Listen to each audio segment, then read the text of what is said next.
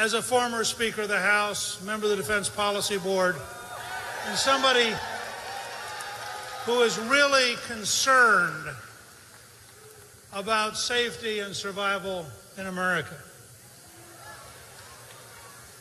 We just saw today Secretary Clinton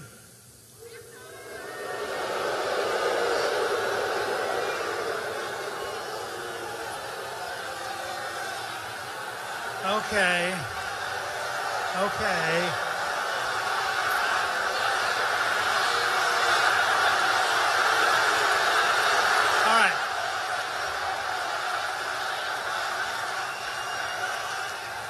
All right, so I'm guessing, based on the noise level, that you like her even less than the media.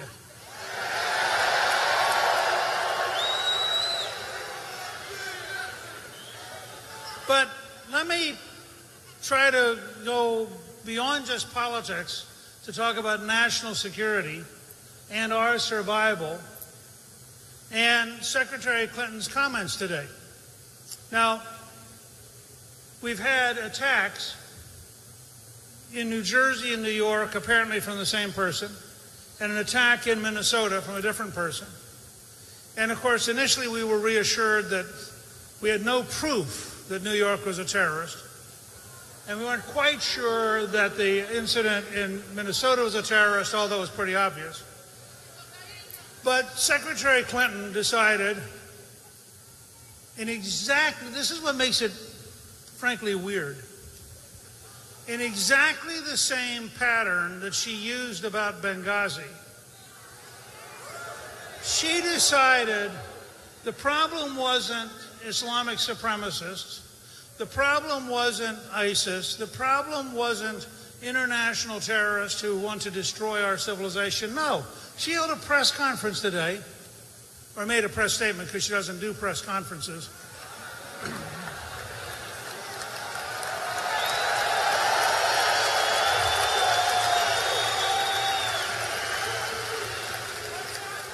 Well, look, let's be fair. It is very difficult to have a press conference if you have as many different examples of dishonesty, corruption, and error as Hillary Clinton.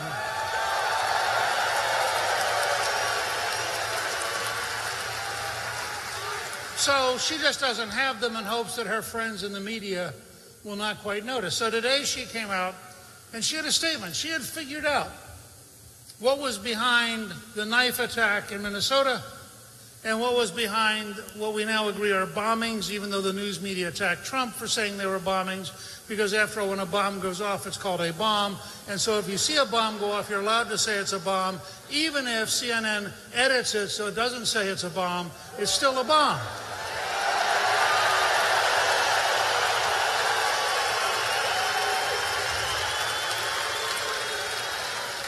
So once again, you had Donald Trump telling the truth and describing a bomb as though it were a bomb, which, of course, to the elite media was an enormous shock. And then he described terrorism as though it was terrorism. At this point, some people were contemplating heart attacks. And but Hillary Clinton cut right through. She channeled the lies she told back in Benghazi, which, remember, she told the mother of a dead soldier was in fact caused by a film, even though she knew that was a total lie.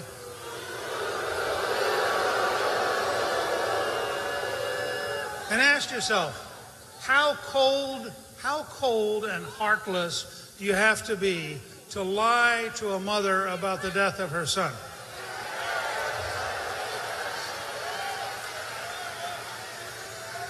So Secretary Clinton came out today and she said,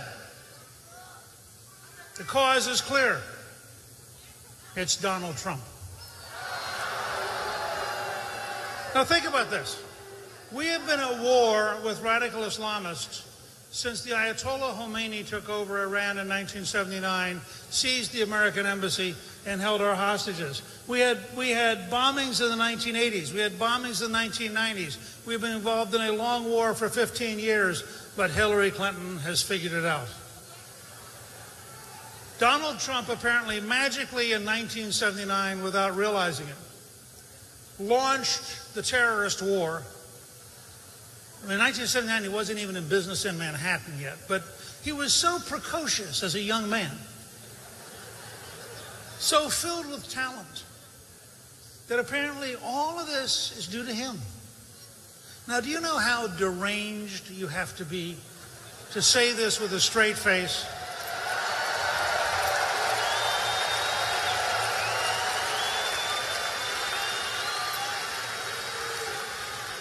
Meanwhile, the White House reassured us that we're in a competition between two narratives. Now, again, you know how out of touch with reality you have to be to reduce the knifing of innocent people, bombings which wounded, I think, 29 people, to two narratives. And the question we have to say to our liberal friends is, no, this isn't a fight between narratives. This is a life and death struggle with extremists who would destroy us, and we have to be strong enough to defend America and do what it takes to be safe.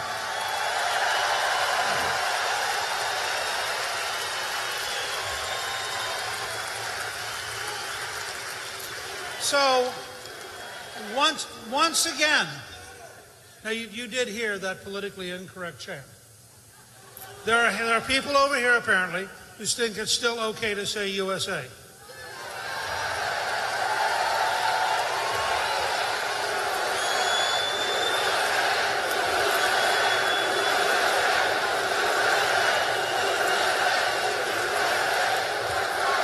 You see, that's how you know it's a Trump rally.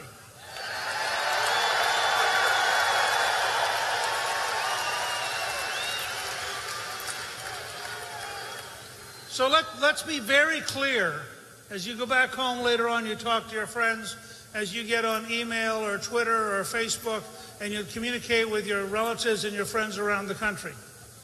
We are in an election struggle between a First Lady, U.S. Senator, Secretary of State, who is totally out of touch with reality, and whose policies put America at risk,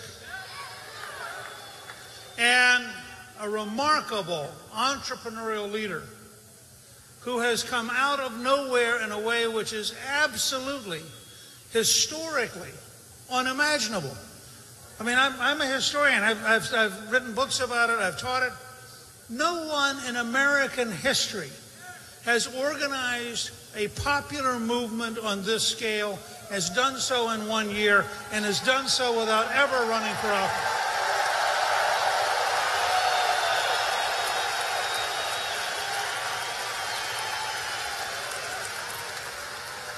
So, in a minute, you're going to hear from someone who I believe can genuinely change history, can literally help create jobs once again, can literally help reform Washington, can break up the rigged game which has cheated most of us on behalf of the few, can eliminate the corruption which has come to characterize so much of our political class. And I believe he's somebody who at the bottom of his heart decided to do this because he really believes the country he loves is in trouble. On her way to work one morning, down the path along the lake, a tender-hearted woman saw a poor, half-frozen snake. His pretty-colored skin had been all frosted with the dew. "Oh, well," she cried, "I'll take you in, and I'll take care of you. Take me in, O tender woman. Take me in, for heaven's sake. Take me in, O tender woman," sighed the vicious snake. "Take me in, O tender woman. Take me in, for heaven's sake. Take me in, O tender woman," sighed the vicious snake. Now she clutched him to her bosom. "You're so beautiful," she cried. "But if I hadn't brought you in, by now you might have died."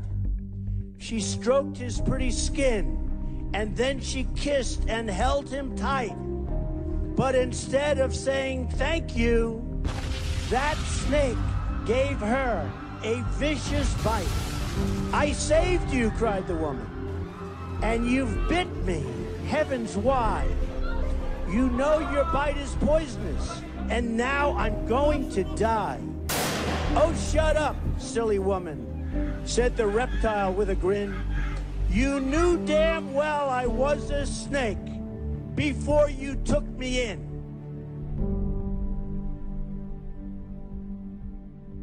They're intentionally leaving the borders open in Europe, bringing in mass refugees. Among them are going to be jihadists who are setting up a future Tet-style offensive in Europe. And the same thing's being done to this country.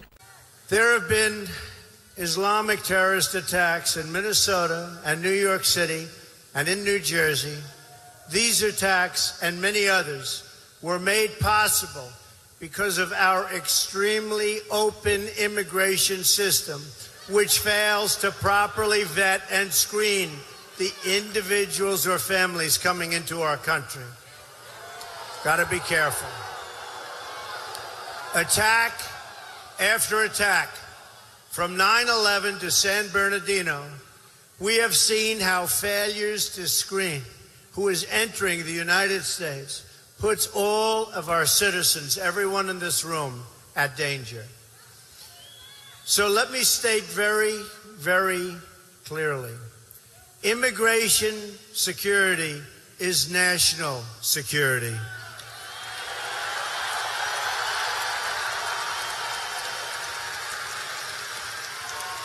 My opponent has the most open borders policy of anyone ever to seek the presidency. As Secretary of State, she allowed thousands of criminal aliens to be released into our communities because their home countries wouldn't take them back. They didn't want them. They didn't want them. They were too bad. They said, keep them, United States. We don't want them. And she did nothing about it. Now she wants a 550% increase in Syrian refugees above the high numbers we already have. Altogether, her plan would bring in 620,000 refugees in her first term with no effective way to screen them or vet them. Law enforcement said there is no way. Her plan would cost $400 billion in terms of lifetime welfare, benefit, and entitlement costs. You can't have vetting if you don't look at ideology.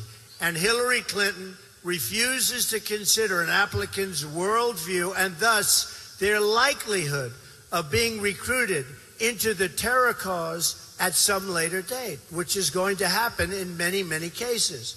This isn't just a matter of terrorism. This is also really a question of quality of life. We want to make sure we are only admitting people into our country who love our country. We want them to love our country.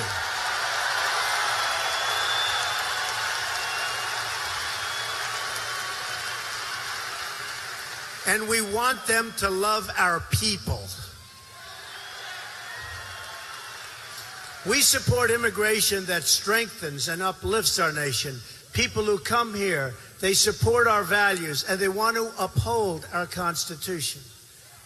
My highest duty as president is to protect our citizens and to uphold the Constitution of the United States.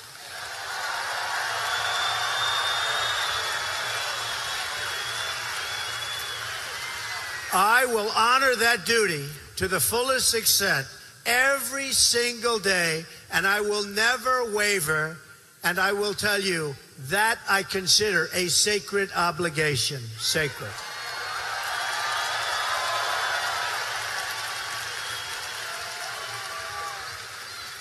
It's just a plain fact that our current immigration system makes no real attempt to determine the views of the people entering.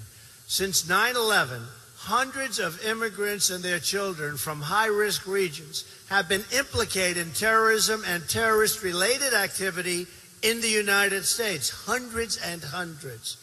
The Senate Subcommittee on Immigration, chaired by Senator Jeff Sessions, who is a truly great senator and man,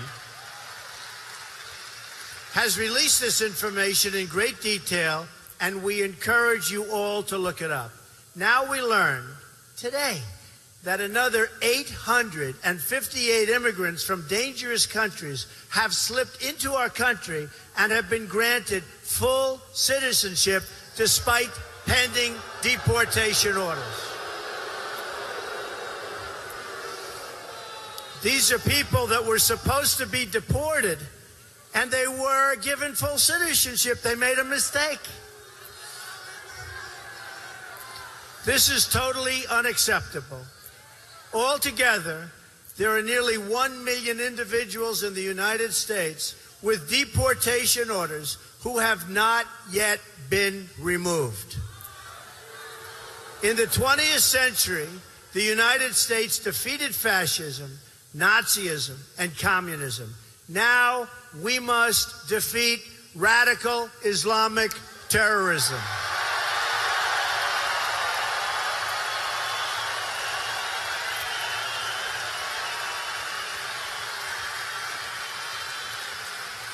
Yet the President of the United States or my opponent, and both, won't even say the words radical Islamic terror.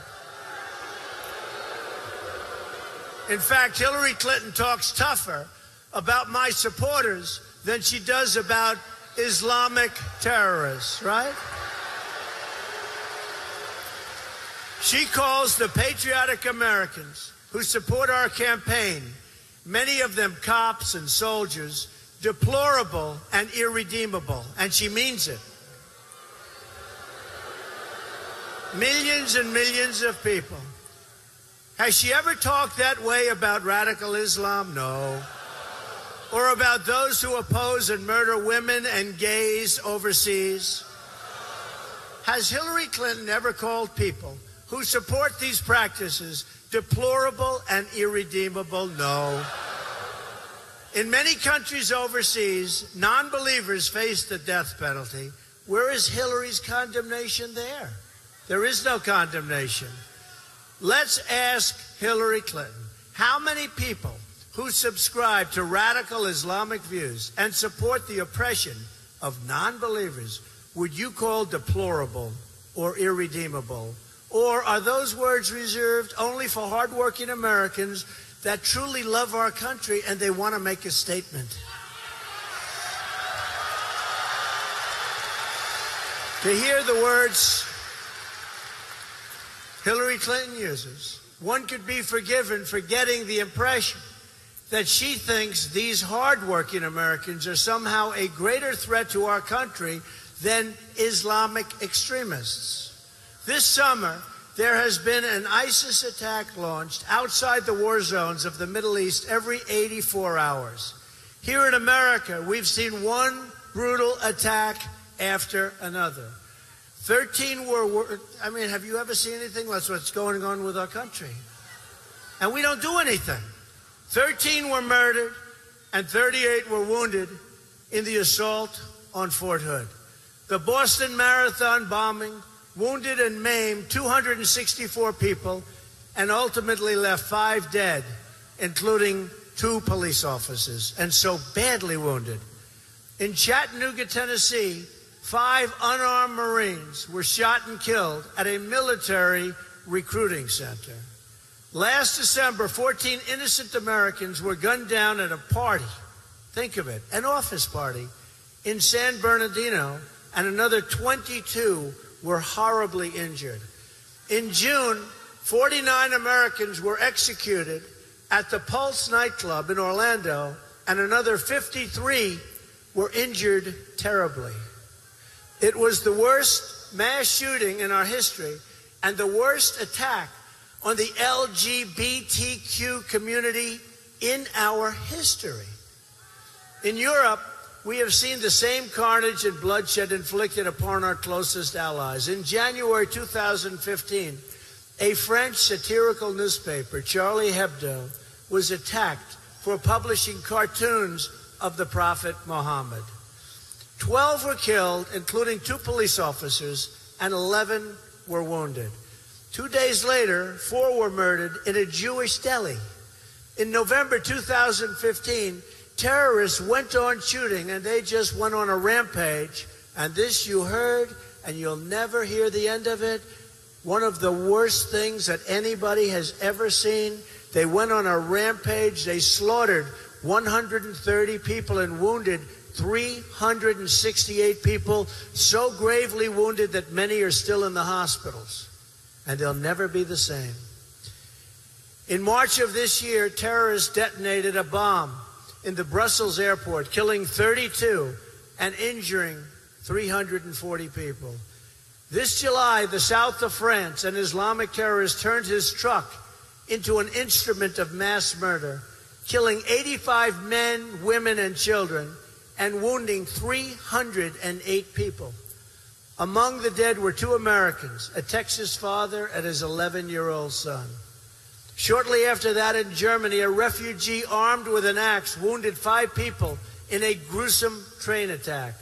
Also this summer, an ISIS killer invaded a Christian church in Normandy and forced an 85-year-old priest to his knees and slit his throat right before his congregation. Overseas, ISIS has carried out one unthinkable atrocity after another. Christians driven from their homes and hunted for extermination.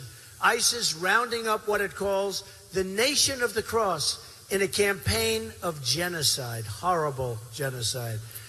We cannot let this evil continue. Cannot do it.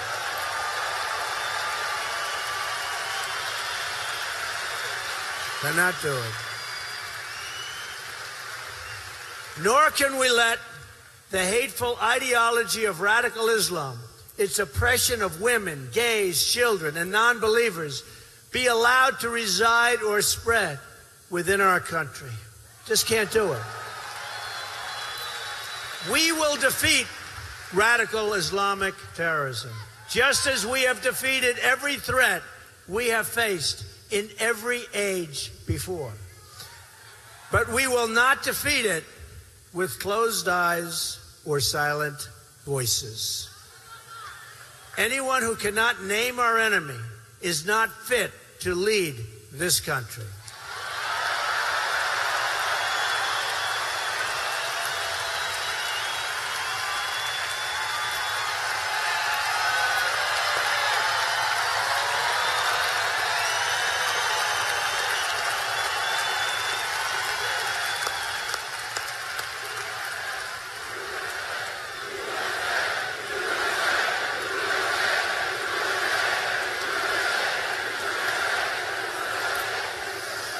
Do we love our country? Do we love our country?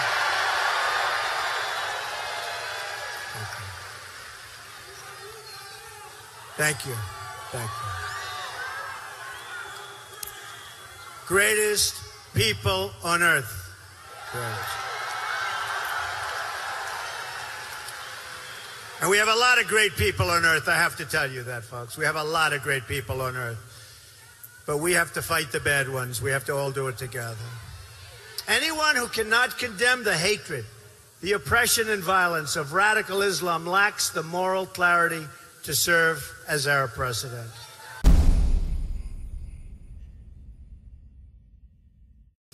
She very much caused the problem when you think about it. Her weakness, her ineffectiveness caused the problem, and now she wants to be president? I don't think so. The commander-in-chief of this nation must speak with moral clarity and conviction. Our system of government is the best in the world, and as your president, I will defend our values and speak out against all of those who assault our values in any way, shape, or form. The White House says It's just a war of narratives. Imagine telling that to the thousands of people murdered by this sadistic, evil enemy. This is the so-called leadership that's turned ISIS loose on the world and flung our borders wide open, wide open. It's time for tough borders. It's time for common sense. It's time to do things right. We have to put America first. We have to put America first. Let me emphasize this point. The pro-immigrant position is the position that favors tough screening and tight controls. And we want people to come into our country, but they have to come in legally through a process, and we need extreme screening.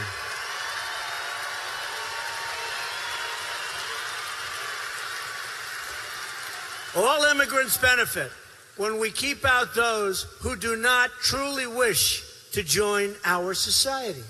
Immigrants benefit economically in terms of less job competition, and they benefit in terms of safety when we control future admissions into our nation.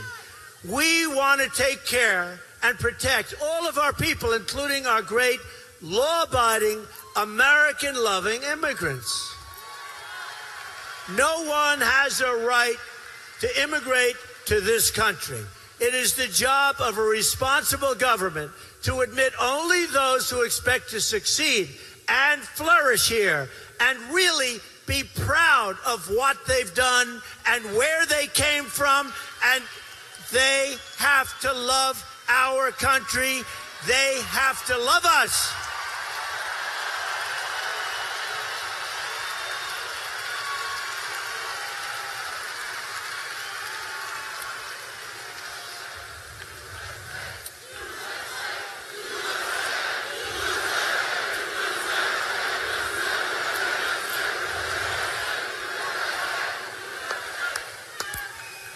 What amazing people. You know, Florida, I think we're going to win by a lot.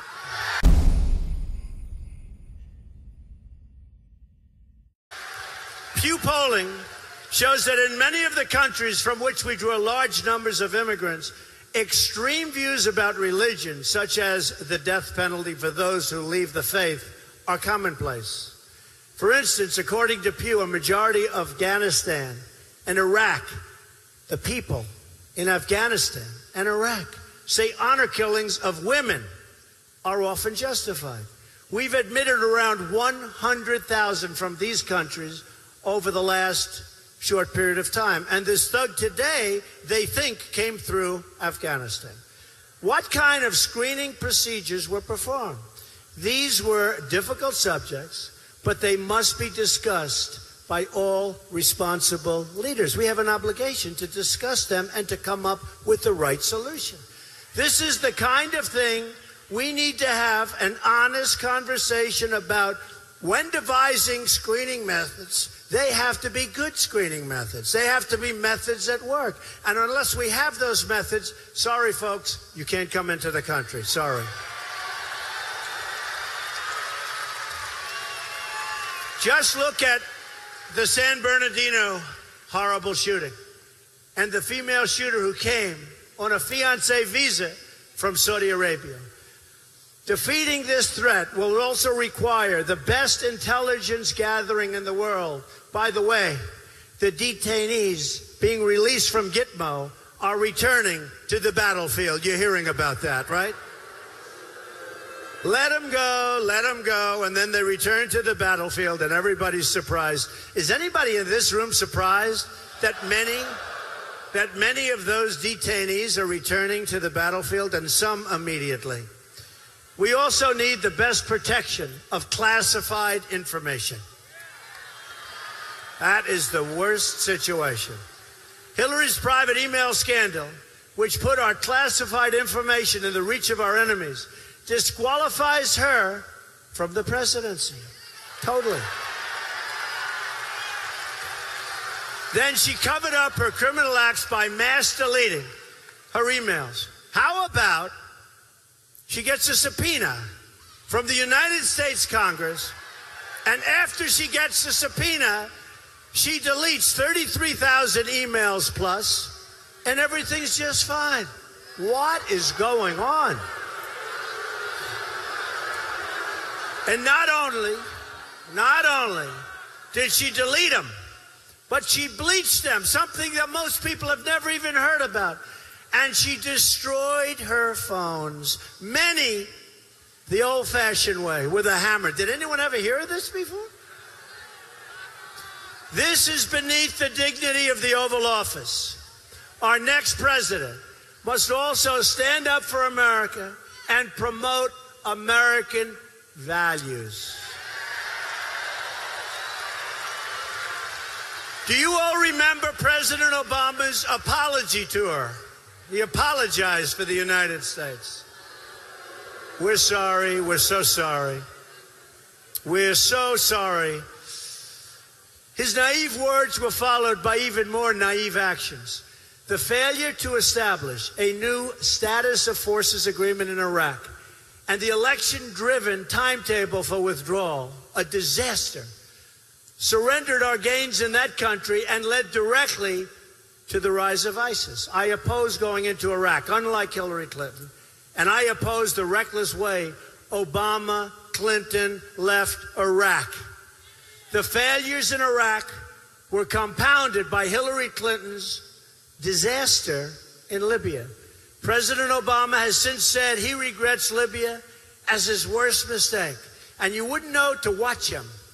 But I believe that if you could go back years and he had the decision whether or not to make her Secretary of State, he can never admit this, and I never expect him to, although maybe if he gets a lot of money for a book. But he would choose not to make her Secretary of State. That's what I think. Because she was a disaster. She's the one who pushed for the war with one episode of bad judgment after another. And remember, Bernie Sanders, during the debates, said on numerous occasions that Hillary Clinton suffers from bad judgment. She does. So that bad judgment was just a disaster, and we have now the situation that we have, lots of problems all over the world, and yes, ISIS has been launched and launched fully. Yet as she threw the Middle East into violent turmoil, things turned out very well for her. The Clintons made $60 million in gross income while she was Secretary of State. Enough is enough. It's time to break with the corruption, the bad judgment, and the failures. It's time to have a new and great American future.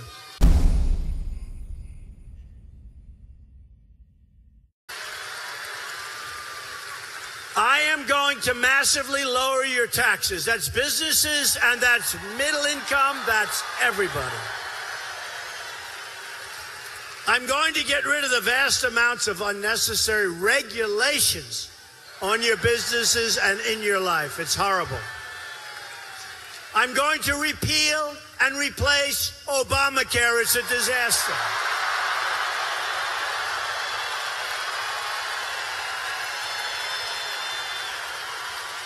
I'm going to unleash American energy. Unleash American energy. And wait till you see what happens. We'll start paying down our debt. So many things can happen, and even your electric bill will be a lot less, I hope. If we do it properly, I know. I'm going to appoint justices to the Supreme Court who will follow the Constitution.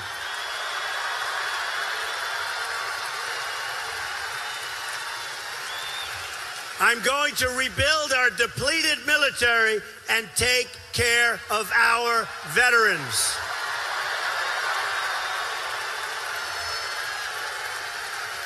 I'm going to renegotiate our disastrous trade deals, and they are indeed a disaster. I'm going to put American workers first and fix our rigged system. It's a rigged system, folks. We will rebuild our roads, our bridges, our tunnels, highways, airports, schools, and hospitals. American cars will travel the roads. American planes will soar the skies, and American ships will patrol the seas. American steel will send new skyscrapers into the clouds. American hands will rebuild our nation. American hands. And American energy, mined from American sources, will power this nation. American workers will be hired to do the job. We will put new American steel into the spine of our country. I will fight for every neglected part of this nation, and I will fight to bring us together as one American people. Imagine what our country could accomplish if we started working together as one people, under one God, saluting one American flag.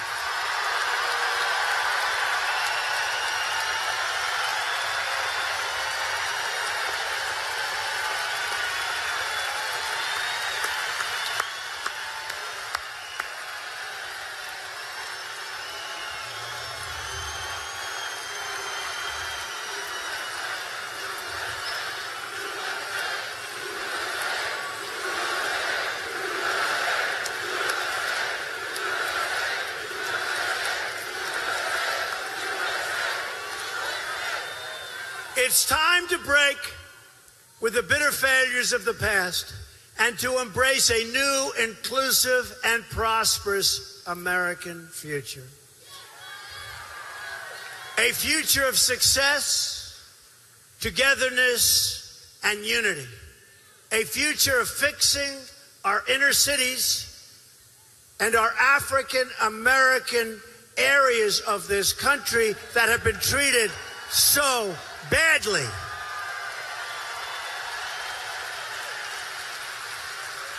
Our inner cities are a horror. No jobs, no safety, education is the worst. We're going to fix it. We're going to fix it. You've been hearing that for years and years by the Democrats who have run the inner cities for, in some cases, more than 100 years straight. We're going to fix our inner cities, and I'm going to get tremendous votes from the African American community. And we're going to get tremendous votes from the Hispanic community. We're going to bring jobs back to our country. We're going to bring jobs back to our country. And once more, we're going to have a government of, by, and for the people.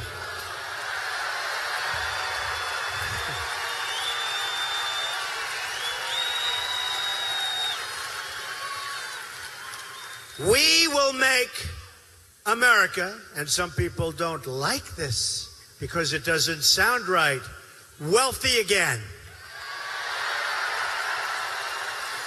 We will make America strong again.